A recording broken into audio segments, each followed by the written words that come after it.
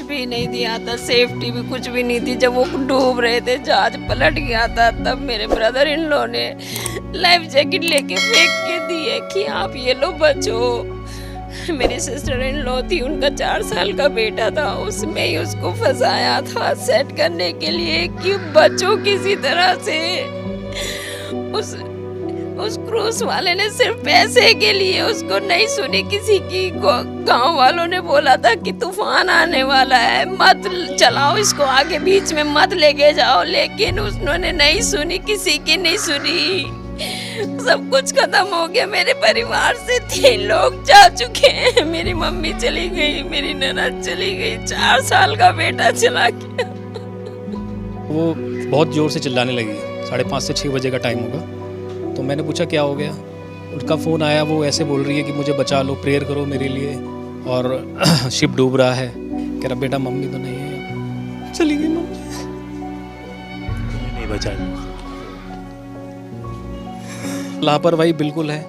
और जब ये हादसा हुआ उस टाइम जो वहाँ के गांव वाले जो लोग थे, उन्होंने ही सारा रस्सी फेंक के बचाया। प्रशासन की तरफ से बहुत ही लेट। इस वक्त हम लोग दिल्ली के मायापुरी इलाके में मौजूद हैं। यहाँ पर हम उसी फैमिली के पास पहुँचे हैं जो तस्वीर, जो माँ बेटे की तस्वीर आप देख रहे हैं, उन्हीं के परिवार में हम पहुँचे। हम बात करते हैं। क्या नाम है आपका? कुलदीप नाम है। कुलदीप जी, जो माँ और बेटे की तस्वीर, वो आपकी क्या लगती हैं?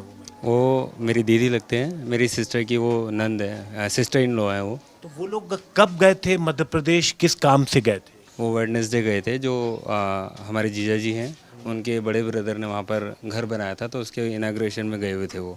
अभी बुधवार को ही? अभी बुधवार को ही जी।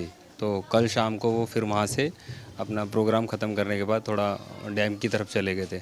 तो वहाँ पर जब क्रूज़ पर वो गए तो शाम को 5:30-6 बजे करीब तूफ़ान आया वहाँ पर, जिसकी वजह से यह हादसा हो गया। कितने लोग आपके परिवार के उस क्रूज पर थे? 6 लोग हमारे परिवार से थे, जिनमें से 3 को रेस्क्यू कर लिया और 3 का डेथ हो गया। जो 3 लोगों की डेथ हुई, एक तो वो जो आपकी बहन, जी। उनका बेटा कितना बड़ा, क्या नाम था बहन का आपके? सिस्टर का नाम था मैरिना और उनका बेटा था जहान, जो 4 साल का था। और 3 शख्स? हाँ, और मम्मी थे जो मेरी सिस्टर की सास हैं, जिनका 60 से 62 साल का एज था। मधुर नाम उनका नाम है। तो अचानक से जैसे ये लोग जब प्लान गए तो वापस कब आने का टिकट था उनका? वापस था अभी कल शनिवार में वापसी था उनका। थी? अच्छा, कल की वापसी थी। और कल जब प्रोग्राम खत्म हुआ तो उसके बाद वो लोग घूमने के लिए गए थे। बात हुई थी किसी से आप लोगों की वहाँ पर मैरीना से? जी जी। मेरी वाइफ से बात हुई थी। जब शिप डूबा नहीं था उस टाइम, मेरे ख्याल से 5:30-6 बजे का टाइम था। तो वो वीडियो को दिखा रहे थे पूरा, और बहुत अच्छा लग रहा था, एंजॉय कर रहे थे सारे, गाना चल रहा था। मरीना जी से बात हो रही थी? हाँ, मेरीना। वो आपकी क्या लगेंगे? मेरी जो वाइफ है उनकी बहन है, बड़ी बहन है। ठीक है। तो बहुत अच्छा था माहौल वहाँ पे।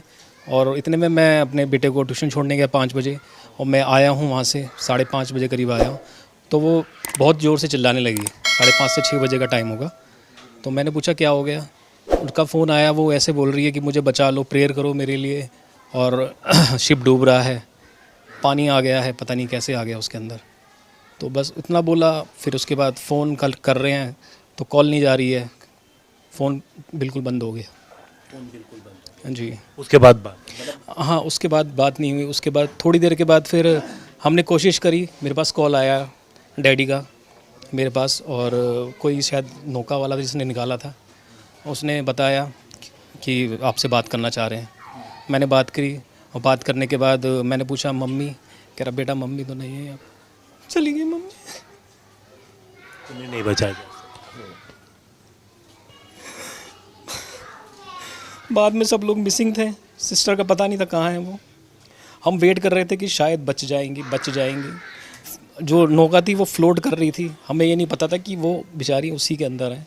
हमने सोचा कि शायद जो उन्होंने जैकेट पहनी थी, और जहान को भी उसी के अंदर कर रखा था, जो छोटा बेटा था, हो सकता है कि वो कहीं बह के कहीं इधर आसपास गए हों, लेकिन उसके अंदर देखा नहीं, किसी ने ढूंढा नहीं। और सुबह जाके जब टीम आई है तब जाके उन्होंने वहाँ देखा है, तो वो बेचारे उसी के अंदर थे। बोट के अंदर फंस गए थे। अगर टाइम रहते वहाँ पे पहुँच जाते, जैसे शाम का टाइम था जो, जब हम वीडियो में भी देख रहे थे कि बोट जो है फ्लोट कर रही थी, उस टाइम जाके उसमें देखते तो शायद वो उसमें मिलते और लोग भी मिल पाते उसमें। यानी लापरवाही तो है आप। सर लापरवाही बिल्कुल है। और जब ये हादसा हुआ उस टाइम जो वहाँ के गांव वाले जो लोग थे उन्होंने ही सारा रस्सी फेंक के बचाया। प्रशासन की तरफ से बहुत ही लेट, कोई बचाव की नौका वगैरह कुछ नहीं की? बचाव की नौका एक बोट आई थी वहाँ पे। मैं वहाँ पे नहीं था, मैं नहीं कह सकता कैसे आई वहाँ पे, कि जो घूम रहे थे वही थे कि कोई और आया था वहाँ पे। लेकिन उस टाइम जिन्होंने बचाया वो आसपास वाले ही थे, गांव वाले लोकल जो थे उन्होंने ही बचाया। प्रशासन की तरफ से कोई भी बहुत देर में कार्रवाई हुई है, सारी जितनी भी हुई है। जो जैसे लोकल लोगों ने फुर्ती दिखा के उनको बचाने का प्रयास किया, अगर वो एनडीआरएफ की टीम जो बचाव दल है वो अगर पहले आ जाता समय से, जिस समय थोड़ा रोशनी भी उजाला भी था, तो शायद बहुत सारे लोगों की जान बचाई जा सकती थी, क्योंकि तब तक तो जो बोट थी वो दिख रही थी पानी के ऊपर। और उसको जाने से पहले उस क्रूज को बोला भी कहता कि आपका मौसम खराब आ रहा है, प्लीज़ बैक कर लीजिए। ये किसने बोला? वो छोटी बेटी जो है जो बच गई है, उसने भी ये बात बताई है कि हमने बताया था लेकिन उन्होंने नहीं मानी। और वो अगर वो नहीं लेके जाते तो ये इंसिडेंट नहीं होता। लोग थे किनारे पे, वो भी बोल रहे थे कि भाई किनारे पे लगा लो उसको साइड में, मौसम आगे ख़राब है, लेकिन वो शायद उसने अपनी मनमानी करी, वो आगे को ले गया, शायद दूसरे किनारे पे ले जाना चाह रहा होगा वो। उसके बाद जब बोट गिर गई थी पानी में, तो वहाँ तो एक ड्राइवर और जो हेल्पर था उन्होंने कोई हेल्प नहीं करी। चिंटू भैया, प्रदीप भैया थे, उन्होंने वो नीचे की तरफ गए, वहाँ सेफ्टी जैकेट थी, उन्होंने और एक दो जनों ने और हेल्प करके जो और जा रहे थे, कूद रहे थे, उनके तरफ फेंकी, थ्रो करी, उन्होंने पहनी। और जितने भी लोग बचे हैं सेफ्टी जैकेट की वजह से, अगर वो नहीं होते तो शायद वो सेफ्टी जैकेट नहीं होती तो और ज़्यादा लोग जाते। आपकी कब बात हुई उनसे जिन्होंने कहा कि हमने बोला कि मौसम खराब? हमने वीडियोस देखी वो खुद शिप पे थी? हाँ, वो जो क्या नाम है उनका? सिया, जो लड़की जो थी 14 साल की उम्र थी, जो बेटी जो है वो फादर थे उनके, और उनके साथ जो बचा लिया गया उनको, उसने खुद बताया कि हम अंकल को बोल रहे थे कि प्लीज़ इसको वापस ले लो, मौसम ख़राब हो रहा है, फिर वो माने नहीं, लेकिन आगे लेके चले गए उसको, और ये इंसिडेंस हो गया। अगर उसी टाइम रहते ही अगर मौसम थोड़ा सा ख़राब है, अगर बैक कर लेते तो हो सकता है कि और भी थे शिप वाले, वो बता रहे कि वो लोगों ने भी वापस कर लिया, लेकिन वो लोग उन्होंने नहीं करा। और जो वो शिप कर रहे थे उनका तो कुछ अता पता नहीं है, वो भी कहाँ है कहाँ नहीं। एटलीस्ट कम से कम जो चले गए उनको कोशिश तो करते कि भाई बचाने की किस तरीके से। अब एक सेकंड में एकदम से लहरें उठी, एकदम से कैसे रेडी हो सकते हैं, तो कहीं ना कहीं सवाल है कि सर कुछ भी नहीं था वहाँ पे जिस तरीके से होना चाहिए ना। वहाँ पे अगर आप कहीं जा रहे हैं तो सबसे पहले सेफ्टी है, अगर कुछ हो गया तो पीछे कोई बचाने वाला, वहाँ कुछ भी नहीं था बचाने वाला। आप देखेंगे बिल्कुल सुनसान जंगल के बीच में एक चीज़ है, कुछ भी नहीं दिया था, सेफ्टी भी कुछ भी नहीं थी। जब वो डूब रहे थे, जहाज पलट गया था, तब मेरे ब्रदर इन लॉ ने लाइफ जैकेट लेके फेंक के दिए कि आप ये लो बचो। मेरी सिस्टर इन लॉ थी, उनका 4 साल का बेटा था, उसमें ही उसको फंसाया था सेट करने के लिए कि बचो किसी तरह से। उस क्रूज वाले ने सिर्फ पैसे के लिए उसको नहीं सुनी किसी की। गांव वालों ने बोला था कि तूफान आने वाला है, मत चलाओ इसको आगे, बीच में मत लेके जाओ, लेकिन उन्होंने नहीं सुनी, किसी की नहीं सुनी। सब कुछ खत्म हो गया। मेरे परिवार से 3 लोग जा चुके हैं। मेरी मम्मी चली गई, मेरी ननद चली गई, 4 साल का बेटा चला गया। कुछ नहीं बचा हमारा, कुछ नहीं बचा। परिवार पूरी तरीके से सदमे में है। 4 साल का बेटा, उनकी माँ और एक 60 साल की बुजुर्ग महिला, 3 लोग इस हादसे में जान गंवा चुके हैं।